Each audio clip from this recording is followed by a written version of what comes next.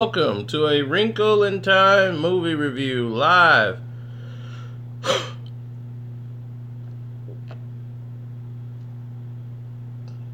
What can I tell you? This film right here is supposed to be about a story of a young girl whose father goes missing while experimenting wrinkles in time and time travel within a blip. He was gone 4 years.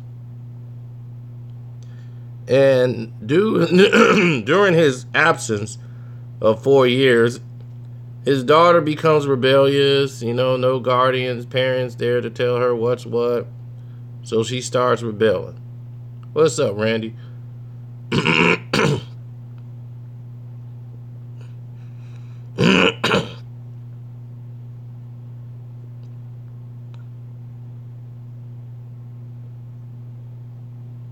Oh, no problem, Donovan. Thank you for the donations. Yeah, I appreciate that in the super chat. Now, breaking down this film, Ava has done great with Selma and 13 and a couple of other projects she's done in the past because they've been very small.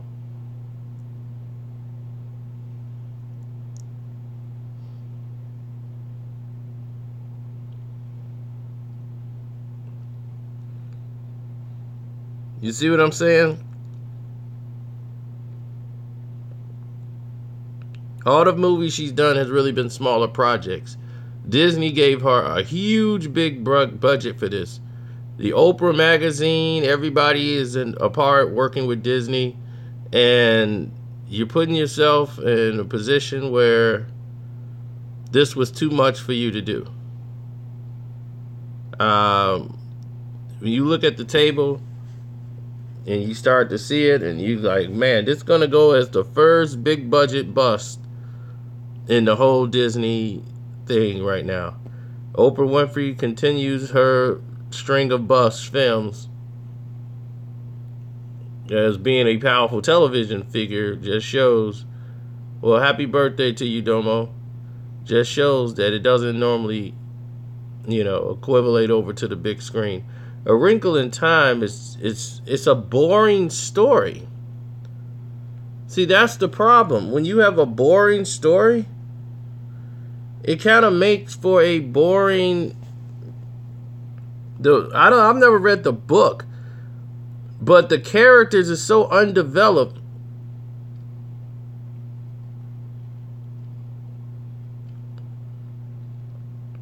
Like Mindy Kaling in this, she is so underused in this film. It's like a no-show job. And Reese Witherspoon, she's such a snob, but her character is her character is like her, Oprah, and Mindy Kaling. They're like the people that's gonna help this girl find her father. The writing is so off because you can't picture the kids talking the way they're talking in here. They're talking like adults. So Ava basically written, I don't know if it's written like that in the book, but in the film it doesn't translate well as her liking this boy and this boys and her are talking in like adult content. It's not really a kid content. Like kids wouldn't be talking like that. And I just don't understand. It's so choppy. It's like they're jumping from scene to scene to just say, look at all this location. Look how beautiful everything is here. All right, now let's go. This is the never-ending story. That is the perfect example of this. Just not done very well.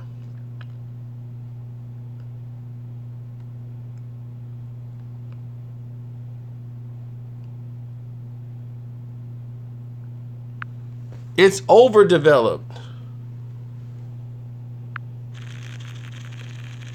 Yeah, well, remember that they made a sequel to the Never-Ending Story? This could be that. This could be the sequel to the Never-Ending Story.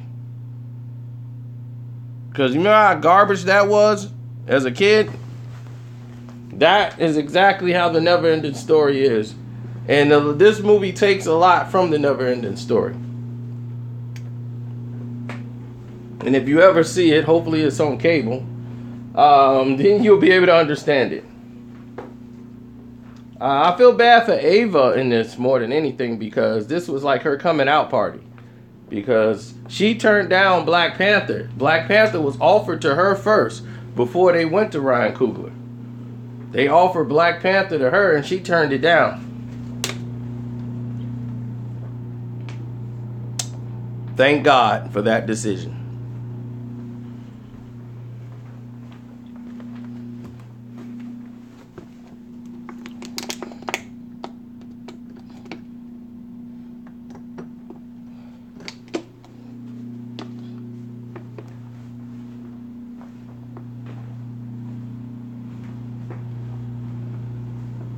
Well, you got to look at it.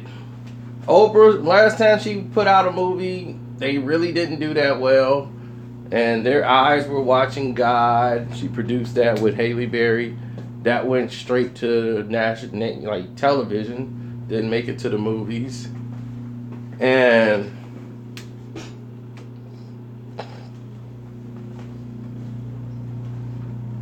nothing going on really, Big Will. Just hanging in there.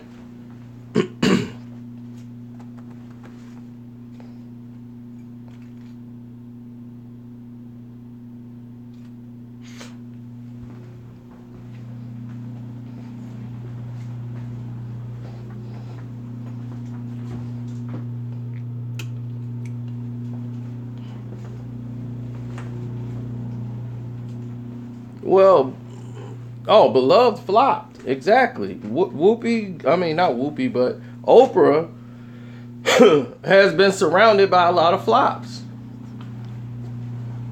Especially in her movie career. You know, since The Color Purple, everything really has been flops. And this is going to be another one. Because I can't see anybody, no critic in there that saw this movie was really impressed. They were doing advanced screenings during the Oscars to try to boost people up to run and go see it. People are so confused with this movie and it's so uninterested that, you know, I give it 1.5 stars out of 4. It's really that boring.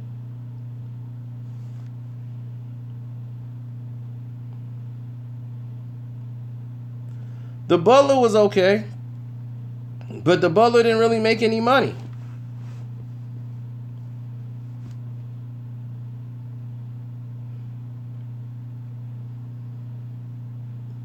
And this is Ava DuVernay's, you know, this was her coming out party. This is her first big budget film.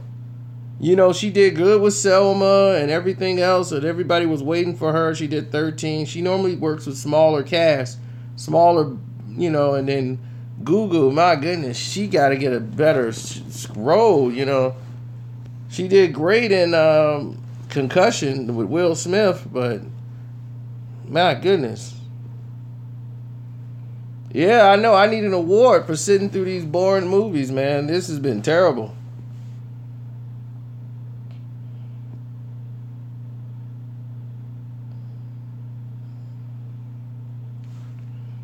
Right, smaller budgets. Some directors are really good with working. Writer directors are good with smaller budgets. And I can't really blame this fully on her because I've never read the book. The book might be this what happens sometimes when you write according to a book. See, when you write according to a book, you got to follow the rules and guidelines of the book, and the book can be very choppy and very vast, so it's hard to translate all of it into a screen. This book was probably something that needed to be 3-4 parts, like the Dark Tower series.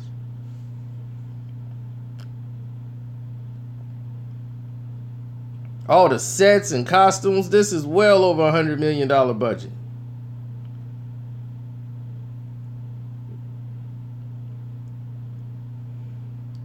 And they were trying to ride the wave of, you know, Black Panther. Oprah looked like a lot of people's aunties.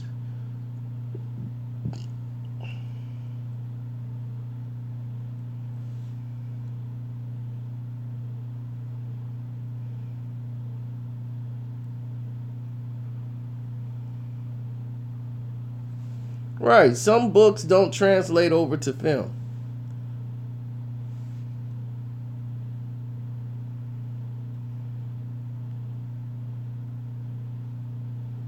Oprah's got to be what, 60, 70?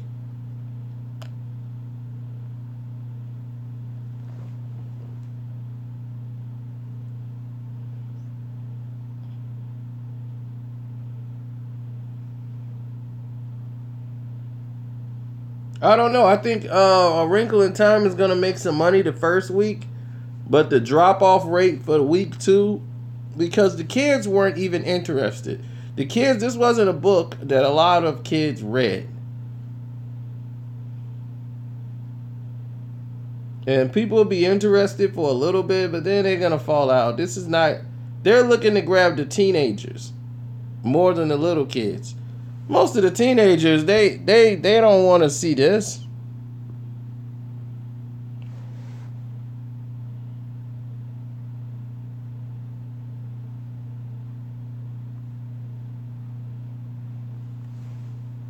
And then, the women empowerment thing, and, sometimes they push that envelope too far.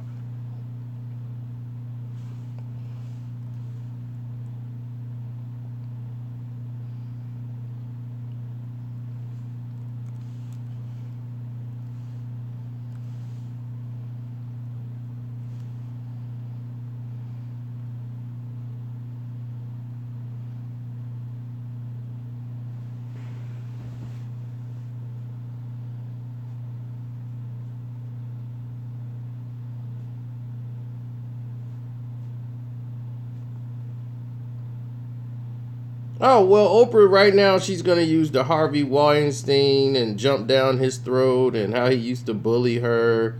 Anything to throw, that's going to be used as marketing promotion for this film.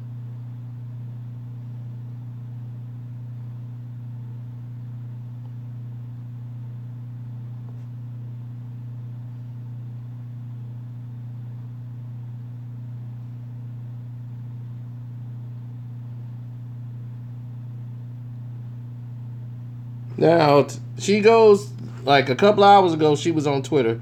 Oprah said, "Finally, today's the day. Are you taking your child and taking the child in you, or bringing a child to see A Wrinkle in Time?"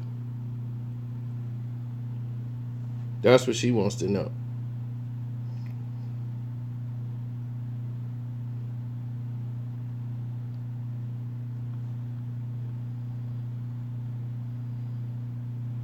The CGI was nice. I mean, they spent money, but it's like it doesn't go anywhere. It doesn't connect. Even Chris Pine, who's playing her father, that doesn't really nothing connects in this movie. You don't have a villain, really. You don't know what the villain is or who you think may be the villain. Oh, it's not the villain. What is going on in this film? Believe me, this film is a big, gigantic mess. And I'm guarantee you I'm not the only one who said that. And when you start seeing the reviews come out around the globe about this film, people are going to be like, what was this? What did I just watch? Because this is some garbage.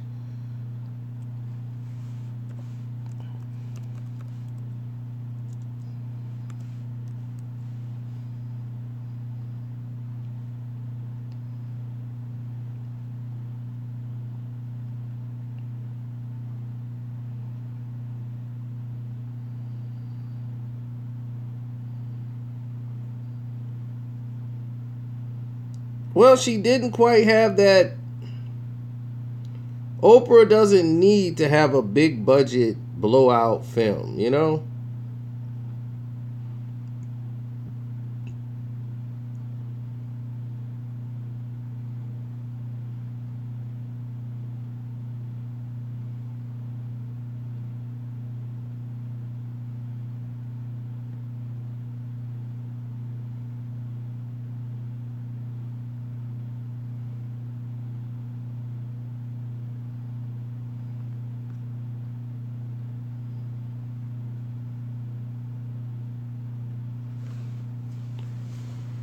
She was, listen,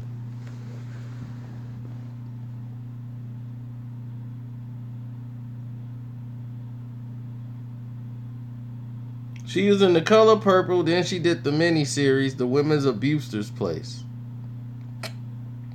Then there was a TV series that came on in 1990. Then she was in, Lincoln in 92.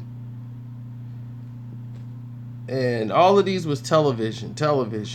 Then when it starts going to, like, okay, let's do our films, she was very shocked or very nervous about jumping back into the film. Her first movie since basically Color Purple was in 98, Beloved, with her and Danny Glover. And nobody wanted to see Oprah and Danny Glover make love. I'm sorry, I don't know what in the world. The movie was just wacky. Yeah, Charles, it was bad. So after Beloved, she was doing some just documentaries or some animated films where she just do voice roles. She did not want to be a part of it whatsoever. So that continued on. She blamed, and that's what made me upset. Oprah blamed black folks for Beloved. And she's like, we made this important film. What was so important about the witchcraft that was going on in this household?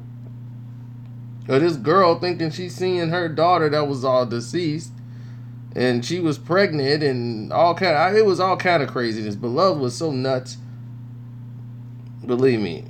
And then they got Thandie Newton when she was just starting out, and she's in there with her boobs flying everywhere. I'm like, this movie is a mess. But we got to see Thandie Newton's boobs, which was impressive. So if that was the only thing you could take from it, then there you go. She was in the B movie. She did some voice actovers for that. But here was her next movie she came in and starred in was The Butler. The Butler got nominated for all these awards for black this, black that, black this, black that, black this, black that. But it didn't really break the mold. The next year she came out and she starred in Selma. She had a small part in that, and now she's like, I'm back now. I can do this. Let's go. So she did the television movie about Henrietta Lacks. She did another television series, and then here she comes with her big movie now. She's ready to get back in there, and she's going to do A Wrinkle in Time.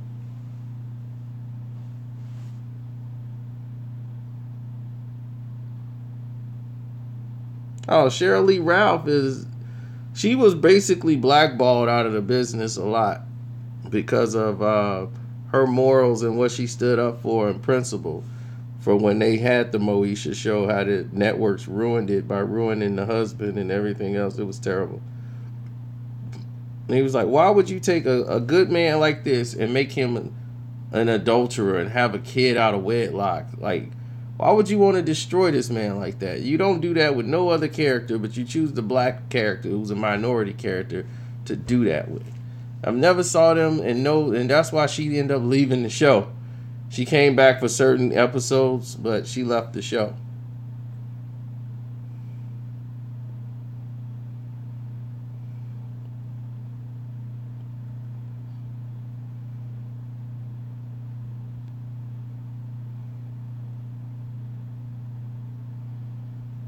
Well, Moesha was such a good show.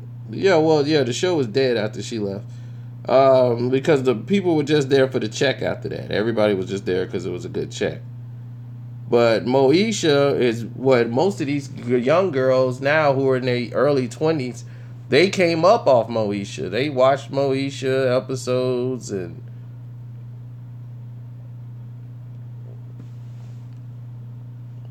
a lot of them remember Brandy from Moesha.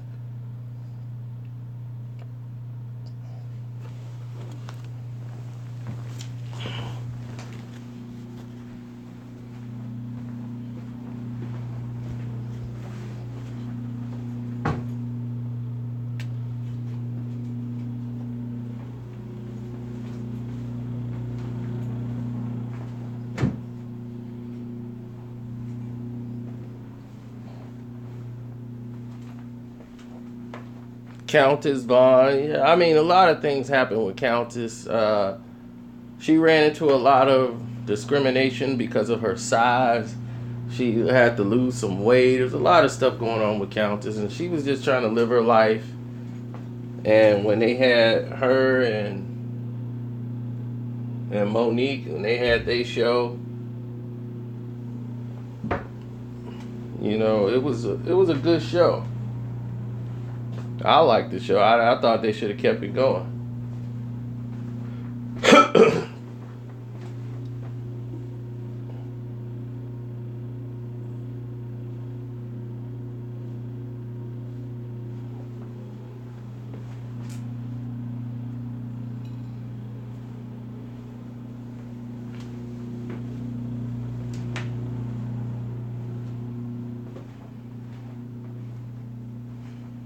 I don't think it was Countess that married Kevin Federline. It was the other girl.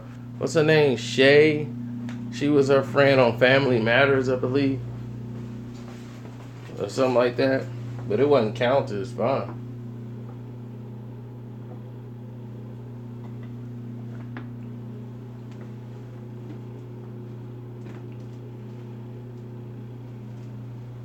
Thanks, Sean.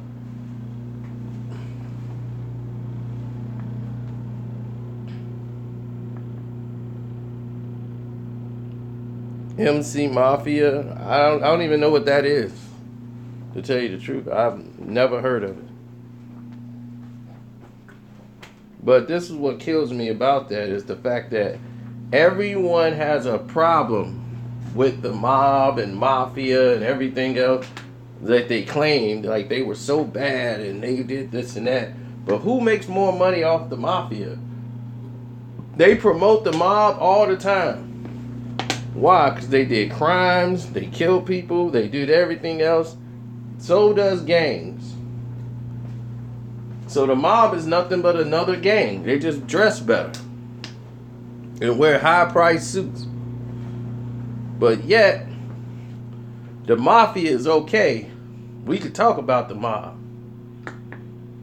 They were racist, they killed people, stole from people, didn't pay taxes, made illegal money to finance their homes, paid off politicians. They did everything that's un-American. But yet, we glorify them. We glorify them in movies. We glorify them in music. We glorify the mob in everything that we do in every fashion. But gangs, nah. Gangs are just bad. Bad people. Why? Because that's the order of things. That we even do it ourselves. We'll sit there and talk about a gang and say a gang is nothing. But then turn around and honor other people. Honor the mob. We eating spaghetti, toasting champagne like mobsters. Everybody in the 96 area, the mafioso. Everybody wanted to be the mob.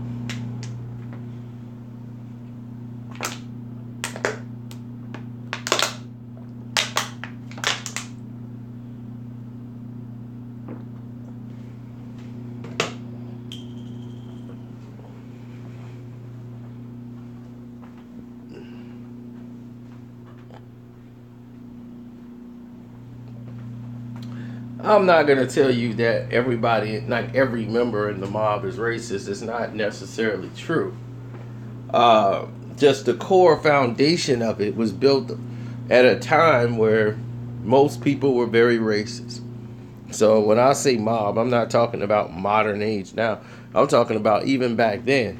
As time went on, they realized that we need the other races and we can make a lot more money using these other people from the other races. We don't bring them in, but we let them make some money to help us destroy the rest of their people.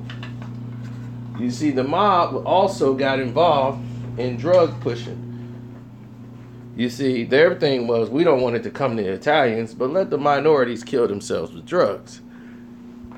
And as you saw in The Godfather, they didn't want to have anything to do with it. But times were going on that the other people who were selling drugs were making too much money, more than what the nickel and diamond business that they were doing with the olive oil business and the business with the judges. And so times was changing where they were going to have to open up and start using their connections and start pushing these drugs.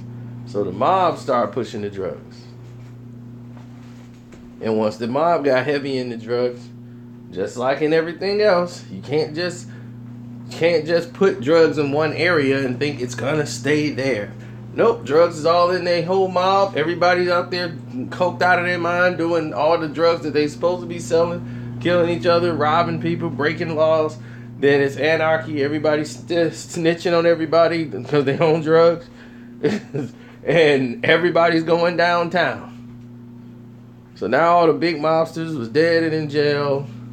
Their kids and whoever's running it now is a whole new racket. Most of them went to good colleges off of drug money. Went to good schools, got education.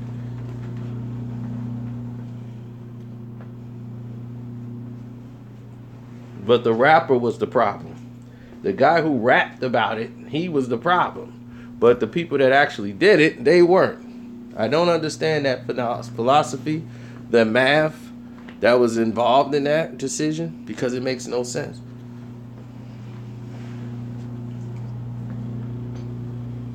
But anyway, A Wrinkle in Time. 1.5 stars. That's the best I could do.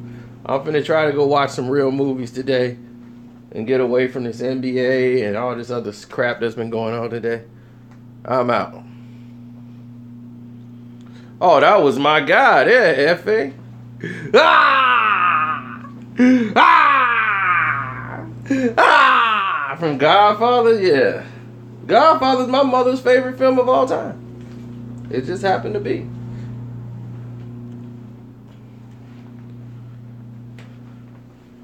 But yeah, he was great. Now I'm gonna just talk to you like a man. This ain't about dollars and cents. Yeah, I know. Johnny Fontaine. It's a great part for him. It's gonna make him a big star. But Johnny Fontaine never gets that part. You know why? Why? Because she was beautiful. I was gonna make her a big star. But here comes for Johnny Fontaine with his oily hair doing his guinea charm. She runs off with him. All to make me look ridiculous. And a man in my position could not be made to look ridiculous. Now you get the hell out of here, and you and your Goomba friends. Yeah, I heard about that little thing you did. Yeah. Like, hey, if you want to try some of that rough stuff with me, hey, I ain't no band leader.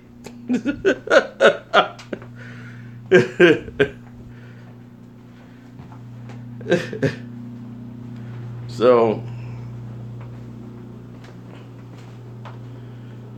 yeah, like the guy was like, he was tired of getting insulted. He was like, hey,